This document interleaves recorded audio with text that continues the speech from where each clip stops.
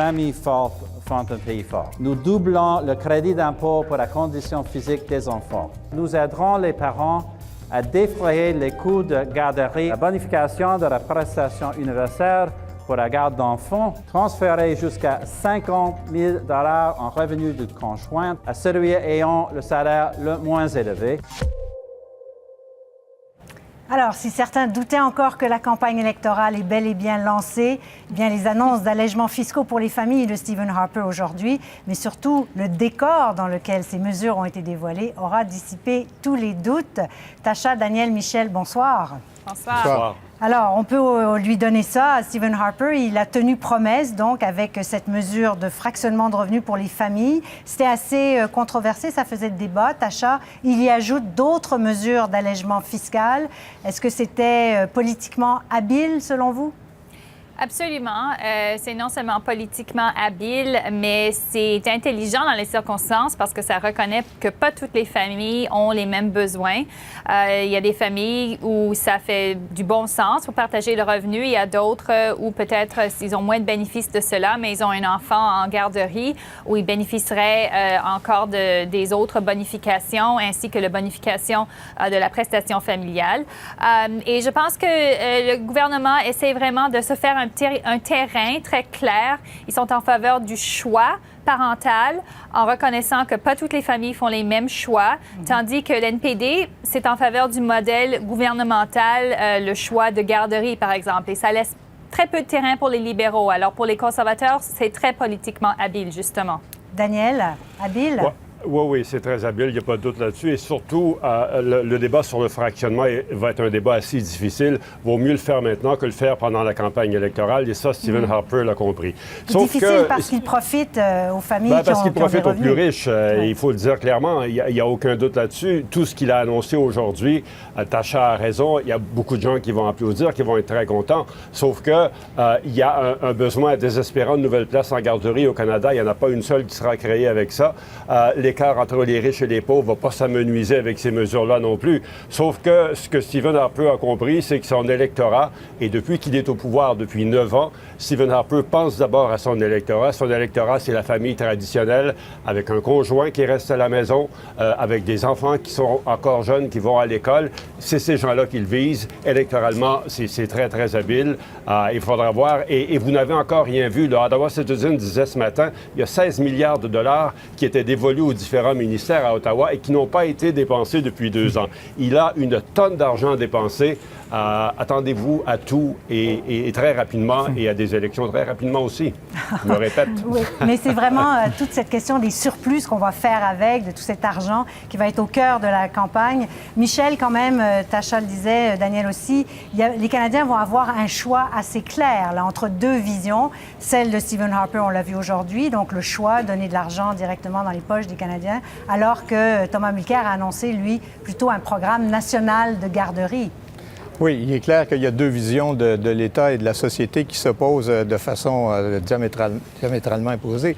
Mais voyez, c'est très habile parce que, et quand on regarde les chiffres, CDR, l'Institut CDR a évalué que dans les deux provinces qui en profiteront le plus, les ménages qui en profiteront le plus, sont en Saskatchewan et en Alberta. Si vous additionnez ces deux provinces-là, ça donne 42 comtés, dont 40 sont conservateurs actuellement. Et ceux qui vont en profiter le moins, c'est surtout le Québec. Alors, les familles qui se qualifient vont avoir un gain de 1 350 $ à peu près en Alberta et 500 $ au Québec. Pourquoi cette différence-là? Et là, on en arrive à la vision très différente de la société. C'est simplement parce qu'il y a beaucoup plus de femmes au foyer proportionnellement ou qui travaillent beaucoup moins en Alberta et en Saskatchewan qu'au Québec. Alors, avec cette mesure-là, on renforce cette vision sociale-là. On incite davantage, finalement, les femmes à rester au foyer. Alors, on fait d'une pierre deux coups. On plaît à des comtés, des régions électoralement conservatrices et on plaît aussi à des gens qui sont idéologiquement conservateurs. Tacha, je vous vois réagir. Oui, parce que, écoute, je suis d'accord avec Michel, son analyse, que oui, ça plaît aux comtés en Alberta et Saskatchewan où on retrouve des familles qui ont ce modèle plus dit traditionnel. Mais il faut aussi savoir la raison qu'ils puissent l'avoir, c'est économiquement, les emplois payent beaucoup plus, il y a beaucoup plus de gens qui sont employés, le taux de chômage est beaucoup moins dans ces deux provinces-là. Ainsi, c'est beaucoup plus facile d'avoir une personne qui peut gagner assez pour faire rouler une famille toute seule.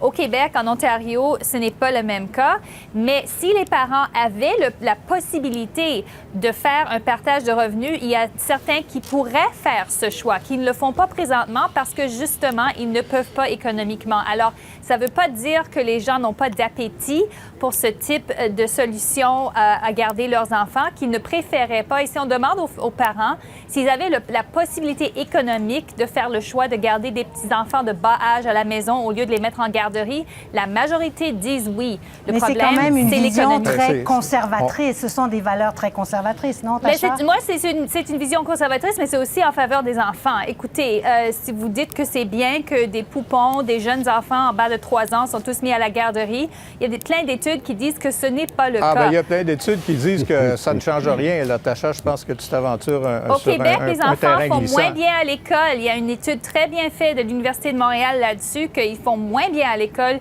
s'ils ont mis en bas âge. Pas après l'âge de 3 ans, mais en bas âge à la garderie, Michel. Mais c'est quand même une réalité au Québec. Le programme de garderie est un énorme succès, justement, parce que ça permet quand même à beaucoup de femmes d'aller travailler, à plus de femmes, d'ailleurs, de travailler que dans les autres provinces. Ça donne Mais on s'entendra peut-être pas sur cette question-là, Tacha, ce C'est soir. tout Mais un on débat de s'éloigne un peu société de qui va se faire On là-dessus. s'éloigne un peu de notre sujet. Daniel. Oui, écoutez, Aidez-nous. non, moi, je veux bien vous aider. Je suis un peu d'accord avec Michel et avec vous là-dessus. Le marché du travail, les femmes l'occupent beaucoup plus au Québec à cause du programme des garderies, en très bonne partie. Mais là où pour revenir à notre sujet principal, si vous me permettez, là où ça devient intéressant, c'est que avec tous ces milliards, on n'a encore rien vu. Stephen Harper va s'arranger pour occuper tout le terrain, pour coincer complètement les deux partis d'opposition. Thomas Mulcair, jusqu'à maintenant, a des solutions de rechange intéressantes. Son plan national de garderie qui coûterait 5 milliards, le relèvement du salaire minimum, c'est des mesures intéressantes. Mais Justin Trudeau, à peu près tout ce qu'il nous a dit jusqu'à maintenant sur l'utilisation des surplus, c'est que, un, il va révoquer les baisses d'impôts des conservateurs, et deux, peut-être Bonne investir chance. dans les infrastructures. Non, je suis d'accord avec toi, Stacha, là-dessus. Mais il va devoir étoffer son programme, dire exactement, bien, je vais faire quoi avec ces milliards-là, où on va les dépenser. Il pourrait tous les donner à Radio-Canada, on serait très content, mais ça n'arrivera pas. Mais il y a urgence pour lui de dire, et très rapidement, parce que moi, je pense que les élections s'en viennent rapidement, de dire qu'est-ce qu'il va faire avec ça. Sinon, il va être complètement débordé par Stephen Harper. Mais Tacha, est-ce qu'il peut vraiment annuler ces baisses d'impôts? Parce que là, les gens vont y avoir accès. C'est un peu difficile, non? Ça va être très difficile. Et même l'NPD a dit qu'ils vont maintenir les prestations augmentées, bonifiées de 160 $ pour les enfants en bas âge que les conservateurs amènent parce qu'ils savent que la minute que tu mets l'argent dans les poches, c'est très difficile de le retirer. Et pour Justin Trudeau, justement, je ne suis pas d'accord que l'NPD est coincé par cette mesure. Au contraire, je pense que, justement, au Québec, oui, c'est vrai, les garderies, c'est populaire. Alors, l'NPD, avec cette vision étatique des garderies, ça va être plus populaire, ça va les aider au Québec. C'est les libéraux vraiment qui ont de la difficulté à trouver un terrain entre les deux positions des deux partis qui sont très bien étoffées, de mon avis. Est-ce que ça peut être embêtant quand même, cette mesure, ce fractionnement du revenu, Michel, au Québec? Bien, c'est embêtant pour le gouvernement du Québec. C'est très embêtant. Je pense pas qu'il s'harmonise parce qu'il perdrait de l'argent. Mais ce qui est encore plus embêtant, c'est qu'il sera absolument pratiquement impossible de récupérer ce champ fiscal-là. Vous savez, quand M. Harper a annoncé qu'il y aurait des baisses d'impôts, mais qu'on ne savait pas exactement comment ça se ferait, M. Létao, le ministre des Finances du Québec, avait dit bien, on pourrait peut-être en profiter pour occuper ce champ-là si le fédéral se retire.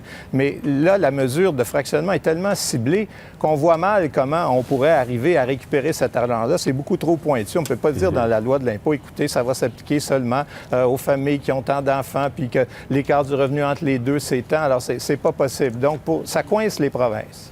Mais quand même, dans notre plus récent sondage, la CBC Écosse, on voyait que quand on demande aux Canadiens ce qu'on va faire avec les surplus, qui sera donc cette grande question, ben, il y a seulement 16 % des gens qui souhaitent une baisse d'impôts. Chez les partisans conservateurs, c'est 28 % seulement. Alors, vraiment, les Canadiens veulent...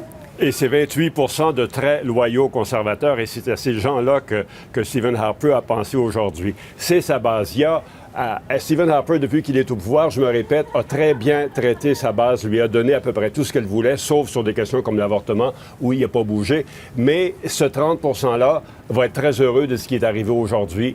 Et il y aura d'autres mesures qui vont encore venir servir cette base-là. Il y a 30 à 35 % de gens qui sont prêts, selon les sondages, plus ou moins à voter conservateur. Et c'est ces gens-là que Stephen Harper a besoin de rassurer maintenant, consolider cette base-là et essayer ensuite d'empiéter sur le terrain des néo-démocrates et des libéraux. Tacha, je vous laisse terminer là-dessus avant qu'on passe à notre autre sujet. OK, je pense que la grande question va être en Ontario s'il y a l'appétit pour les coupures d'impôts ici. On ne l'a pas vu au provincial, la dernière élection provinciale.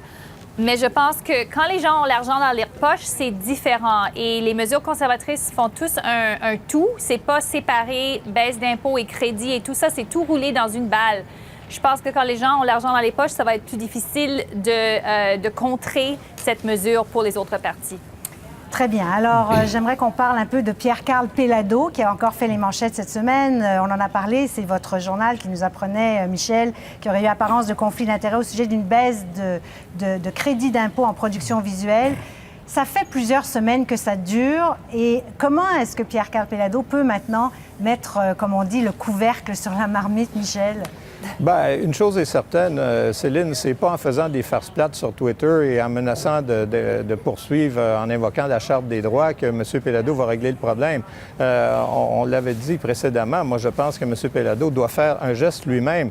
D'abord, il doit se demander très sérieusement s'il veut vraiment faire de la politique et à partir de ce moment-là, prendre les moyens pour avoir un peu de marge de manœuvre. Parce qu'il ne faut pas se faire d'illusions, là. Ça n'arrêtera pas cette chose-là tant que M. Péladeau lui-même n'aura pas mis de l'avant une solution qui va être jugée acceptable, pas par nécessairement les libéraux et les caquistes. Eux, on comprend très bien qu'ils ont avantage à faire durer le plaisir, mais qui va satisfaire, disons, la majeure partie de la population actuellement. Et je pense que ce à quoi on assiste semaine après semaine, des nouvelles apparences de conflits d'intérêts, ça ne joue pas en faveur de M. Péladeau. Daniel, quand même, M. Péladeau dit agir non pas pour ses intérêts personnels, pour les intérêts de Québécois, mais pour l'intérêt de tous les Québécois. Écoutez, je le regarde aller depuis qu'il est là. J'essaie de comprendre à quoi il joue. Et mon impression, et c'est vraiment juste une impression, c'est qu'il sait, Pierre-Carl Péladeau, qu'il va gagner la course à la direction du PQ. Les sondages le démontrent et il est seul dans cette course-là. Et le PQ sait très bien que c'est le seul qui peut remettre le parti sur les rails. À partir de ce moment-là, Péladeau se dit, je vais tester le système, je vais aller jusqu'au bout du système, voir tout ce que je peux faire dans ce système-là, à moins qu'il soit très naïf et qu'il n'ait pas compris comment se joue la partie politique. Mais moi, je ne crois pas ça. Je pense qu'il sait exactement ce qu'il fait. Et le moment venu, quand il deviendra chef du parti, chef de l'opposition, là, il pourra s'en remettre à une fiducie sans droit de regard. Mais encore là, le fiducie sans droit de regard, après tout ce qui s'est passé, moi, j'essaie de m'imaginer le matin ou le jour où Québécois ramène une équipe de hockey à Québec. Est-ce que M. Péladeau, comme moi et comme vous, va l'apprendre dans le journal le matin? Fiducie sans droit de regard, c'est souvent très perméable. Tacha, quand même, la course à la direction du Parti québécois, elle est lancée. Est-ce qu'il ne faut pas qu'il règle ça? Parce que sinon, ça va traîner tout le long de la course. Oui, il risque de devenir le Berlusconi du Québec sans les partis de Bunga Bunga, comme on se rappelle.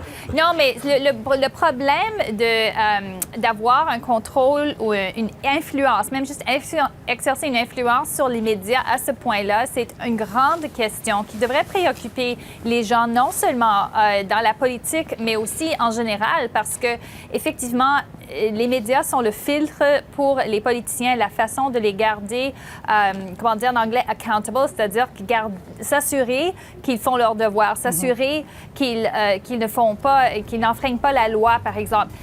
c'est très dangereux et je pense que c'est un grand débat qui doit se faire. Il devrait le régler aussitôt que possible. Ouais, oui, on n'entend pas beaucoup le Parti québécois. On a entendu Jean-François Lisée, mais on n'entend pas beaucoup le Parti québécois là-dessus. Michel, en terminant en quelques secondes. Non, on les entend pas. On les entend pas et pour cause. D'abord, les adversaires de M. Péladeau ont vu ce qui est arrivé à Jean-François Lisée et ils veulent pas hypothéquer le peu de chance qu'il leur reste peut-être en l'attaquant et en ayant l'air d'être un mauvais joueur pour le parti. Et ceux qui ont déjà, il y en a beaucoup à l'intérieur du caucus, on les voit, là, ils sont pratiquement à plat ventre déjà devant M. Péladeau, qui sont tellement certains qu'il va être le chef, qu'ils n'osent pas le contredire, même si, écoutez, je comprends qu'on essaie d'élargir le débat, mais je pense que tout le monde convient avec le président de la Fédération des journalistes que le problème là, auquel on fait face maintenant, ce n'est pas un problème général d'indépendance de la presse ou de concentration de la presse. C'est le problème qui est posé par un magnat de la presse qui veut faire de la politique. C'est ça le problème. Les autres problèmes, ils existaient avant puis ils vont continuer à exister après. C'est celui-là qu'il faut régler. Très intéressant. On va s'arrêter là-dessus. Merci beaucoup à vous trois. Merci. À la semaine prochaine.